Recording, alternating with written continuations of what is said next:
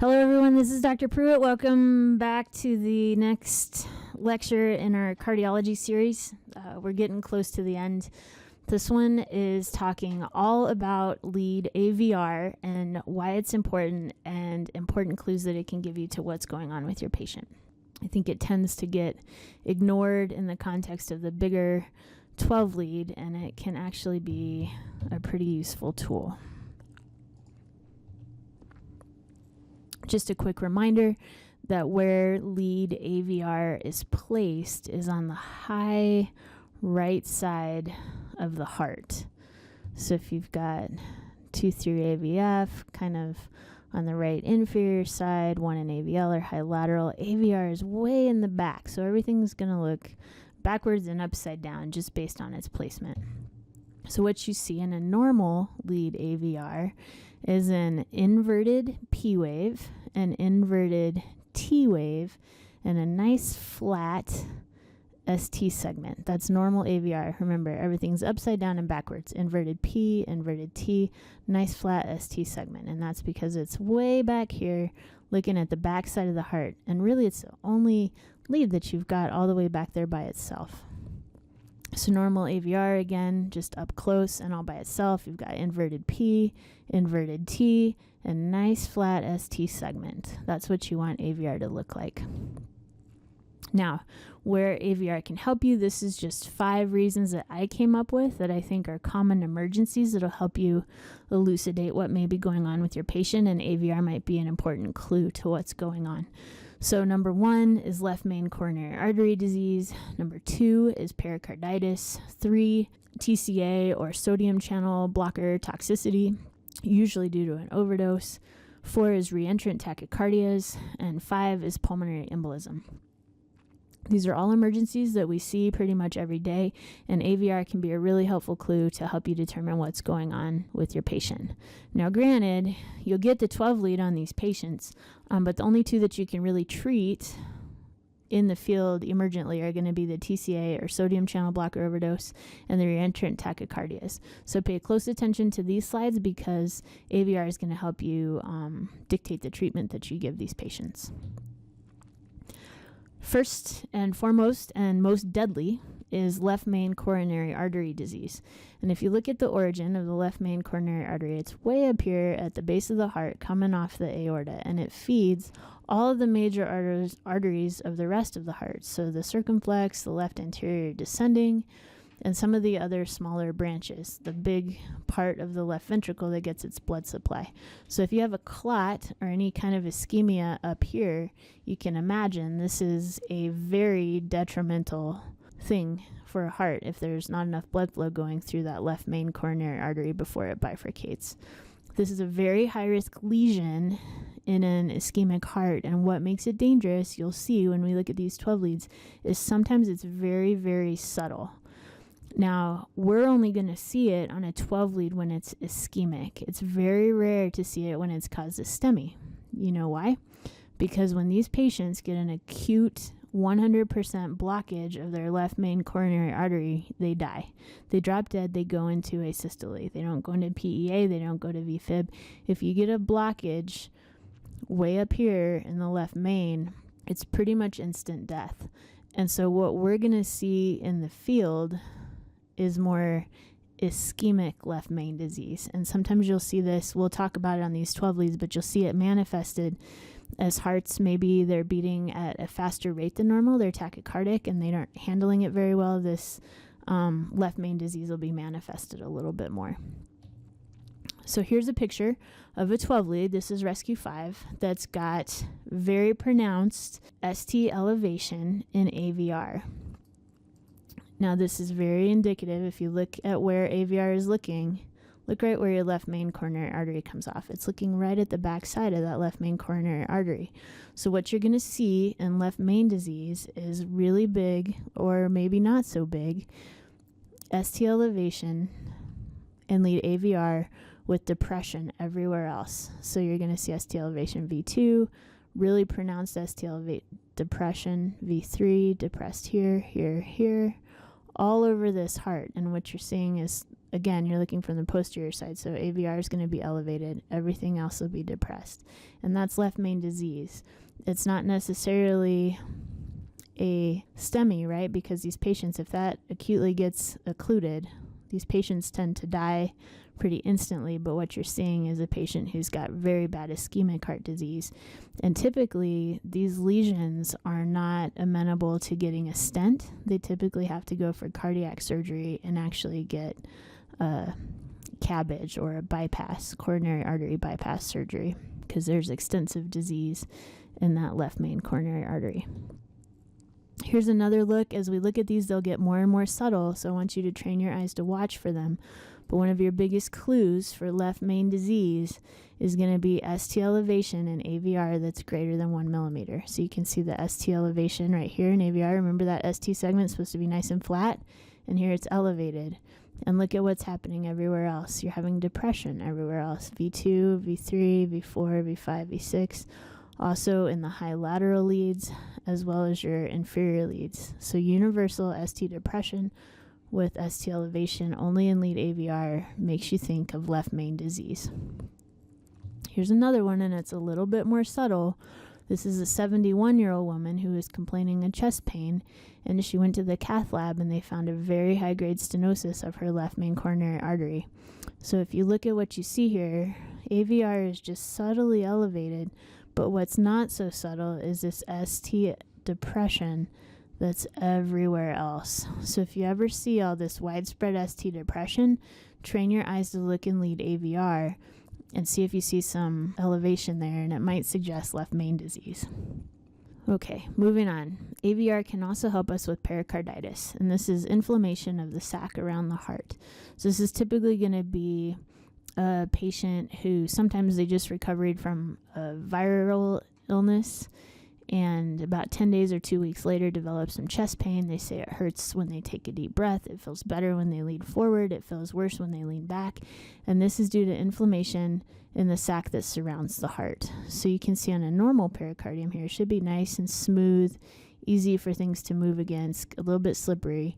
Whereas with this heart, you can tell there's just a lot of friction and probably a lot of pain there with every heartbeat.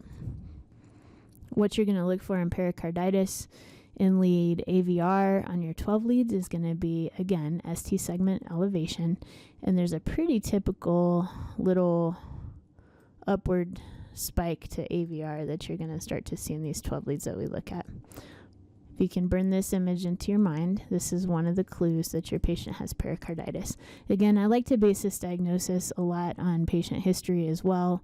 If they have the right underlying disease, sometimes autoimmune disease or chronic renal failure, or they recently recovered from a viral illness and they tell you that classic, it's better when I lean forward. Those are also very important clues to pericarditis, because pericarditis is easy to confuse with a STEMI. One of the ways you can help differentiate it is by looking in lead aVR. So what you're going to see in aVR is ST depression. You might have a little PR elevation. Remember that PR wave we were looking at on the earlier slide? And then you're going to see concave ST elevation everywhere. And if you remember from one of our last lectures, concave ST elevation is that smiley face upward stroke of the T wave, right? And you can see that diffusely throughout this 12 lead. Here's V2, V3, V4, V5, V6 are all elevated and all have that smiley face.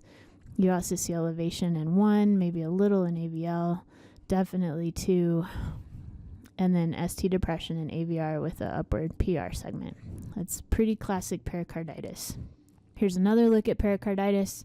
You're looking at ST depression in aVR with that interesting PR segment that's a little elevated.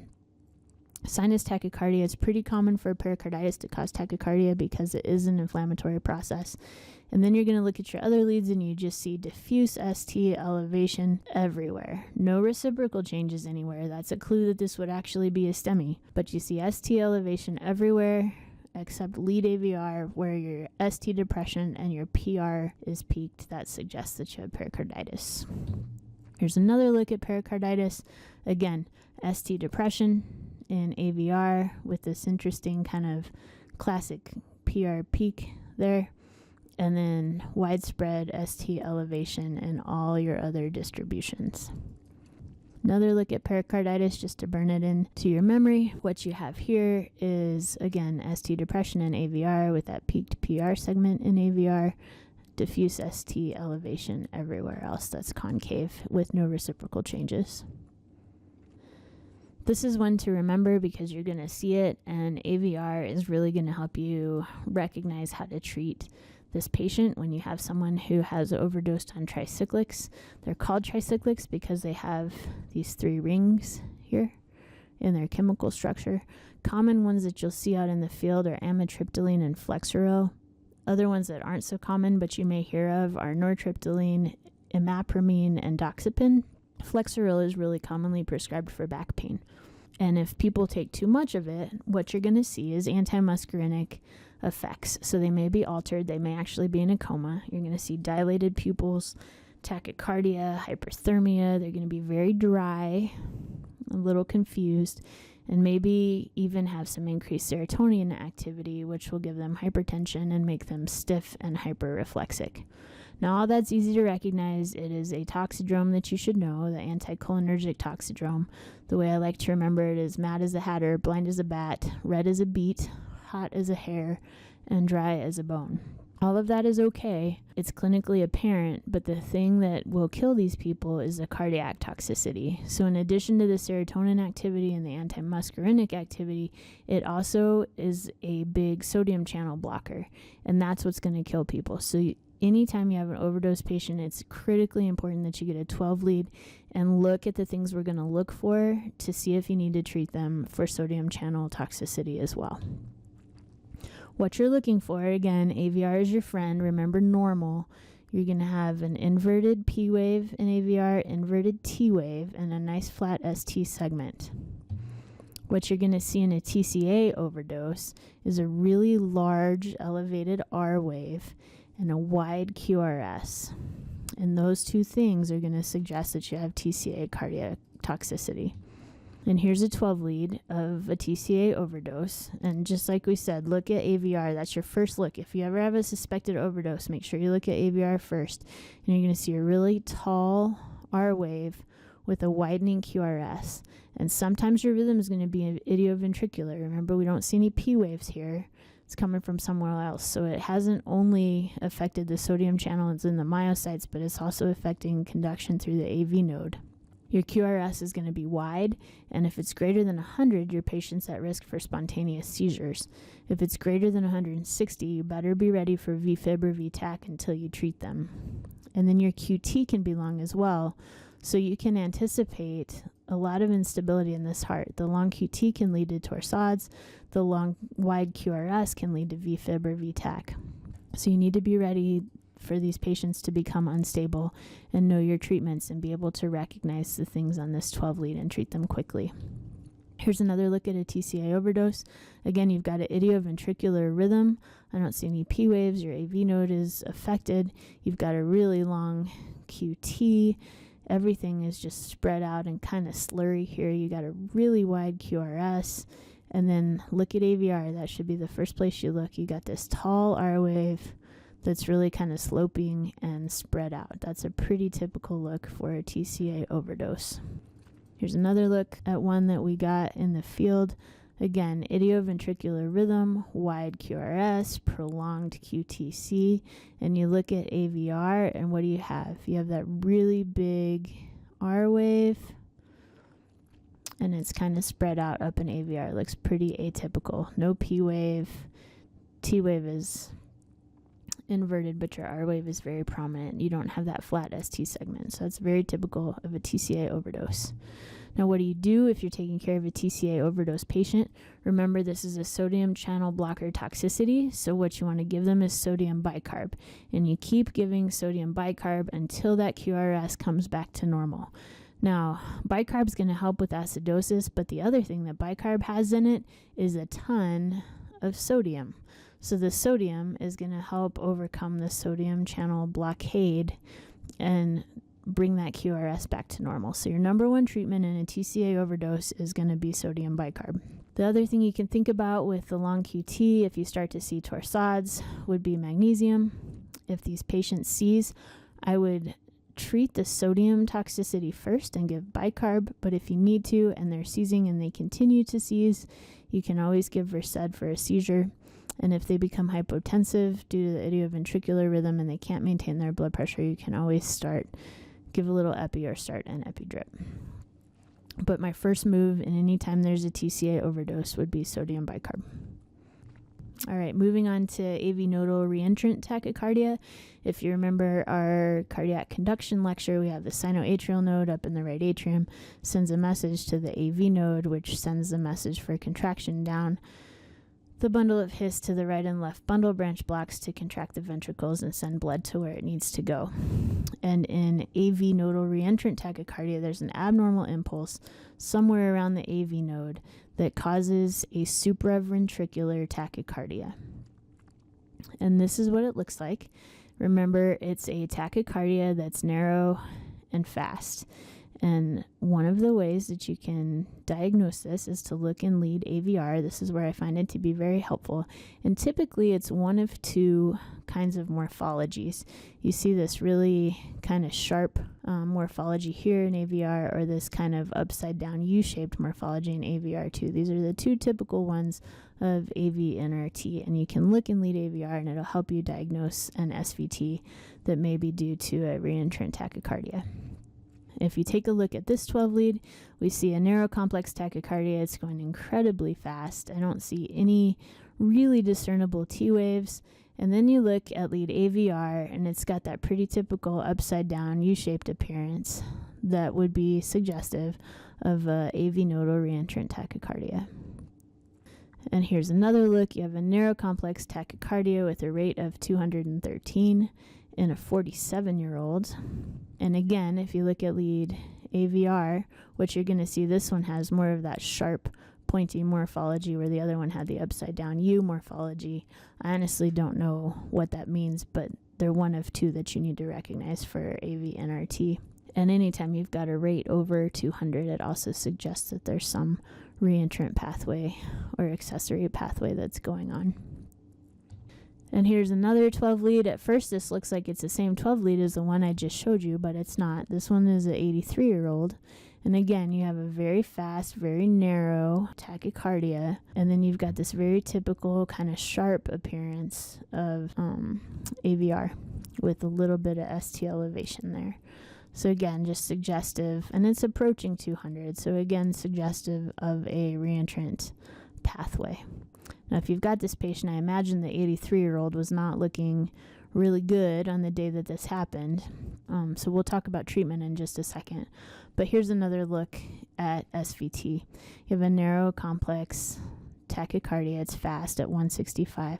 And if you look at aVR, again, you have the ST elevation, and this is of the upside down U type. Now, the other thing that's interesting here, if you remember, we just talked about how some hearts have left main disease that's unmasked when it's beating really fast, right? This is essentially a stress test. I know my heart would maybe get up to 165 if I'm out running, and that puts the heart under stress. It increases the myocardial oxygen demand. And here's a 74-year-old whose heart is essentially out running a race, and what you see here is ST elevation in aVR. Remember that elevation can also indicate left main disease. And so if you look at all these other leads here, you have diffuse depression everywhere. And so I would argue that this person having a rate that's this fast is unmasking some ischemia in that left main coronary artery. So not only is this a AV nodal Re-Entrant tachycardia, but this is also a person who's failing their stress test and telling you that they have a lot of ischemic heart disease going on. So let's say you recognize that this is a sick heart that's not tolerating that fast rhythm very well. What are you going to do about it? Well, you know you have a SVT, right? Narrow tachycardia with likely Re-Entrant tachycardia. You're going to want to slow it down and reset that AV node. So you're going to give 6 to 12 milligrams of adenosine rapid IV push after you maybe try a vagal maneuver with them, and that'll kind of reset that AV node and get them back into a sinus rhythm, hopefully. Now, if you have an unstable patient, remember that synchronized cardioversion is always an option. If you have a patient that is unconscious or unresponsive or incredibly hypotensive or diaphoretic, those would all equal instability, and you need to be able to cardiovert that. First, you want to sync with 100 joules, then 200, 300, all the way up to 360 to try to get them out of that rhythm. Remember, we don't give adenosine to anyone who has a history of Wolff-Parkinson-White or any signs of a wide or irregular tachycardia on their 12 lead, because that can put them into VTAC or VFib. Okay, moving on. Another area where lead aVR is helpful is in a situation where you're suspicious of a pulmonary embolus. Now, a pulmonary embolus is a blood clot in the lungs, and what you're looking here is the right pulmonary artery and the left pulmonary artery. You have the heart here is ejecting blood, and remember, it's the right side of the heart that's sending deoxygenated blood to the lungs, right? So you have lung here, left lung here, right lung here. This is somebody's chest CT, and what you can see across the middle is what we call a saddle embolus. So this gray is a blood clot that's completely occluding blood flow to the left side and to the right side, and that puts an incredible amount of strain on the right heart, pushing against that increased pressure. And things that you're going to see on a 12 lead that help you be more suspicious of a pulmonary embolism are these 5 things. And they aren't diagnostic because you can see them with other things, but they're things that would confirm your suspicion. So tachycardia is almost always present in PE patients. One of the more sensitive findings is inverted T waves in the anterior leads. The textbooks will tell you you'll see S1, Q3, T3, and I'll show you a couple of those. And then signs of right heart strain, so usually right bundle branch block. And then today, since we're talking about aVR, you're going to see ST elevation in aVR with ST depression in V4 through 6. And these were recently published studies. This one's from the American Journal of Emergency Medicine, and this one's from Academic Emergency Medicine. But both of them say if you have ST elevation and lead aVR, it gives you a more poor prognosis in patients with PE. So this is a dangerous finding, and if you see this in your patient where you're really suspicious of PE, you realize that that's an unstable patient and it could be an increased mortality for them, and they're at increased risk of circulatory shock. So you need to support that airway and move them as fast as you can, because this could potentially be an ECMO candidate. Here's the EKG of a patient with a known massive PE, and what you see here is S1, Q3, T3. So we see big S wave in lead 1, Q wave in lead 3, with an inverted T wave in lead 3. So that's S1, Q3, T3. And then you see ST elevation in aVR, right? That R wave looks really abnormal. It's not that nice flat ST segment. And then you have inverted T waves in lead V1 through V4. So this is a massive PE. And those are some of the findings that you'll see. And this one has right axis deviation as well. So your thumb is down in lead 1 and your thumb is up in AVF. That's right axis deviation. Here's another known massive pulmonary embolism. Again, we see S1, Q3, T3, S1, Q3, T waves inverted in lead 3. You see big ST elevation in aVR. Not so much maybe inverted T waves here. It's hard to tell because the ST elevation is so high, but T wave inversion in V1, V2, V3, V4. Sinus tachycardia. This is a patient that had a big pulmonary embolism. So in conclusion, I hope that after this lecture you'll look at aVR more and try to use it to help you figure out what's going on with your patient, recognizing that it's indicative of a lot of different emergencies, most importantly being left main coronary artery disease, especially in your tachycardic patients that are failing their stress test when their heart is beating too fast. You can look at it for acute pericarditis. Very important to look at it in TCA or sodium channel blocker overdoses. You can use it to help you in Re-Entrant tachycardias, and then also help you determine mortality or risk of cardiovascular collapse in your PE patients. Remember, the two that you can treat are your TCA overdoses, where you're going to be given bicarb or treating the seizure, and then your Re-Entrant tachycardias, where you're either doing vagal maneuvers or giving adenosine or cardioverting. And that's all I have. If you have any questions, please reach out to the 7-8 or to me. I'm happy to talk about these more.